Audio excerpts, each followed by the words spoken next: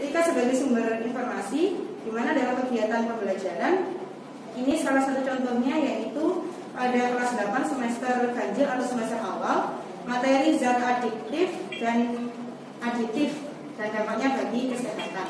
Di sini anak-anak berkelompok membawa laptop yang sudah tersambungkan dengan internet. Kemudian nanti kita mengajarkan anak-anak untuk mencari sumber yang tepat. Kita tahu bahwa sumber-sumber yang ada di internet terkadang ada yang bersifat hoax dan tidak dapat dipercaya.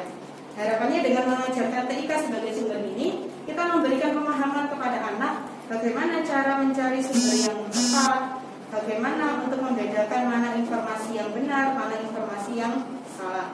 Di sini kami anjurkan anak-anak kami untuk membuat sebuah esai tentang zat adiktif dan dampaknya bagi kesehatan dengan membuka Google Scholar. Jadi dengan Google Scholar, di sana anak-anak dapat mencari info-info penting yang berkaitan dengan jurnal-jurnal penelitian yang terkait dengan tema yang mereka gunakan. Selain TIK sebagai sumber pembelajaran yang digunakan anak-anak, TIK juga digunakan sebagai media pembelajaran. Contohnya pada materi kelas 8 semester ganjil, pada gerak pada manusia. Di sini submaterinya pada sendi. Pada sendi ini kita mengajarkan anak-anak menggunakan TIK sebagai media. Ada berbagai media yang digunakan. Pertama adalah video parkour, kemudian anak-anak dibimbing untuk memahami bagaimana tulang yang digunakan untuk bergerak.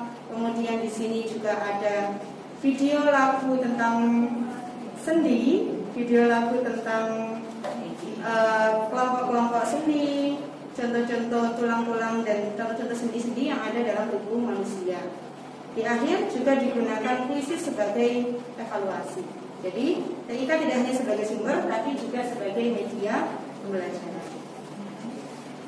Selanjutnya lagi, untuk media dan sumber yang bervariasi, kita sudah menggunakan berbagai sumber yang bervariasi seperti tadi yang disampaikan, ada video dan lain sebagainya.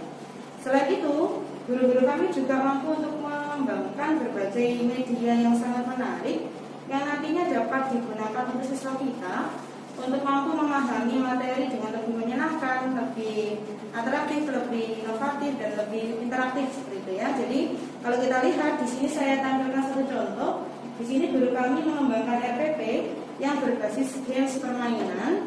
Di sana ada permainan animal bandana. Jadi nanti ada sebuah bandana yang di sana badannya ada gambar-gambar hewan-hewan. Di sini tidak kelompokan, anak-anak nanti akan diberikan animal bandana setiap individu. Jadi satu individu akan menggunakan satu animal bandana. Mereka akan membaca dulu sebelum mengenakan hewan apa yang mereka gunakan, ciri hewan yang mereka pakai itu apa, kemudian mencari kawan, mencari teman yang memiliki ciri yang serupa. Dari sana nanti mereka akan menentukan kelompok hewan ini akan masuk ke dalam film yang mana.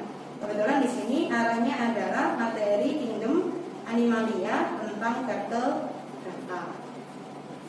Gambar atau contoh animal bandananya akan saya tampilkan di sebelah sini. Jadi kalau kita amati, gambarnya kurang lebih seperti ini. Ada 30 animal bandana, di mana animal bandananya sudah memuat hewan-hewan yang beragam beserta ciri-cirinya. Jadi contoh animal bandananya seperti ini, ada gambar hewan, animal bandana, nama hewannya baik Indonesia maupun Latinnya, ciri-ciri khususnya. Jadi anak-anak mampu untuk mencari tahu sendiri ciri-ciri dari setiap kelas vertebrata yang tadi. Ini untuk beberapa media yang digunakan kami. Ini adalah pengembangan sendiri sebagai inovasi untuk membuat suasana kelas menjadi lebih menyenangkan dan lebih interaktif. Yang terakhir di sini saya jelaskan bahwa tidak hanya sebagai metode tadi, tapi di sini juga ada metode untuk memberikan tugas proyek dan problem solving. Pada tugas proyek ini sebagai suatu kelanjutan problem solving, di mana anak-anak nanti mampu untuk memberikan sebuah solusi terhadap polusi yang ada. Dengan tema kita adalah bring solution not pollution. Jadi anak diajarkan untuk berpikir, untuk peka terhadap lingkungan, masalah lingkungannya seperti apa, Dan kita akan berpikir bagaimana solusinya. Dari solusi yang dipikirkan anak-anak nanti, mereka diharapkan tidak hanya memberikan gagasan, tapi juga menghasilkan sebuah produk yang dapat mereka kembangkan. Produk yang dimaksud ada water filter atau penyaringan air, pupuk organik cair (VOC), dan biopestisida, memanfaatkan lingkungan sekitar. Ini sekian untuk yang indikator poin 19.1. Selanjutnya kembali, tadi sudah saya jelaskan mengenai indikator poin 19 nomor 1 mengenai keterampilan guru-guru kami dalam menyusun RPP yang memfasilitasi siswa yang aktif, kreatif, inovatif, efektif, dan menyenangkan. Dibuktikan tadi sudah saya jelaskan dengan RPP-RPP yang sudah sangat luar biasa, menunjukkan media yang bervariasi, mengajak siswa untuk berinteraksi, saling bekerja sama antar teman, mencari informasi secara mandiri namun tetap terbimbing. Kemudian di poin kedua masih dalam indikator 19, ini berbunyi mengenai aspek pemanfaatan lingkungan sekitar sebagai sumber belajar. Di sini ada beberapa contoh yang sudah menunjukkan bahwa guru-guru kami ini tidak hanya memanfaatkan lingkungan kelas untuk pembelajaran, tapi lingkungan sekitar sekolah juga dimanfaatkan sebagai sumber pembelajaran. Contohnya pada materi IPA, pada bab mengenai interaksi antar makhluk hidup, dijelaskan mengenai sebuah rantai makanan dan jaring-jaring makanan, di mana siswa-siswa kita diajak untuk berkeliling keluar dari kelas menuju ke lapangan hijau, kemudian membuat sebuah plot. Jadi satu kelompok membuat sebuah plot. Plotnya dibuat dari tali rafia. Kemudian ketika plotnya sudah terbentuk, siswa kita dalam sebuah kelompok akan mengamati makhluk hidup apa saja yang ditemukan dalam plot yang sudah mereka buat. Ketika mereka sudah membuat daftar makhluk hidup yang ditemukan, kemudian siswa kita akan mengidentifikasi peranan makhluk hidup tadi, apakah sebagai produsen, konsumen, atau dekomposer.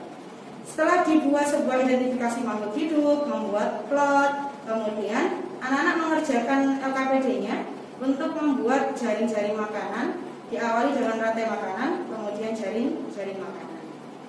Tidak hanya di bidang IPA, di mapel yang lain juga sudah mampu untuk memanfaatkan lingkungan sekitar sebagai sumber belajar. Contohnya pada materi atau mapel matematika. Kalau kita lihat pada mapel matematika di kelas 9 semester genap, materi kepemuluanan pada submateri kesebangunan dan kepemuluanan. Di sini kalau kita lihat tujuan pembelajarannya yaitu menentukan panjang sisi bangun datar yang kongruen atau sebangun dan menyelesaikan permasalahan nyata terkait dengan konsep kekongruenan.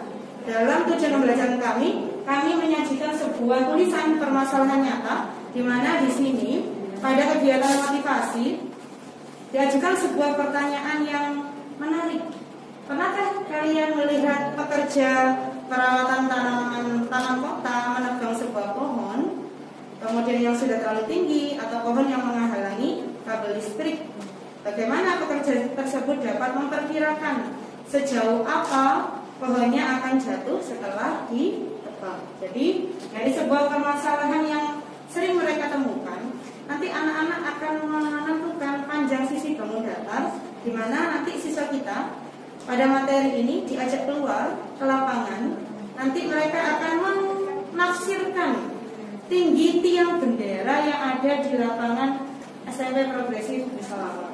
Jadi selama ini kan tiang bendera hanya dilihat anak-anak ketika upacara saja, tapi pada kegiatan pembelajaran ini anak-anak diajak untuk menafsirkan, memperkirakan kira-kira tinggi dari tiang listrik ini berapa. Bagaimana cara menafsirkannya? Nanti diterapkan konsep-konsep kekongruenan dan kesebangunan. Saya jelaskan aspek berikutnya. Aspek berikutnya pada poin 19 yaitu tentang pemanfaatan TIK informasi, pemanfaatan internet sebagai media pembelajaran. Pertama, pemanfaatan internet sebagai sumber informasi. Di sini digunakan beberapa hal seperti Google Scholar yang mengajak anak-anak kita untuk belajar memahami tentang artikel ilmiah, tidak hanya dari blogger atau informasi-informasi yang tidak jelas sumbernya, tapi kita mengajak anak-anak kita untuk mengarah ke karya ilmiah. Kemudian pada pemanfaatan internet sebagai media, kami juga menggunakan quizzes untuk evaluasi, kemudian ada beberapa media lainnya seperti penggunaan Google Drive untuk penyimpanan video-video anak-anak, kemudian video-video yang ada di YouTube dan lain sebagainya.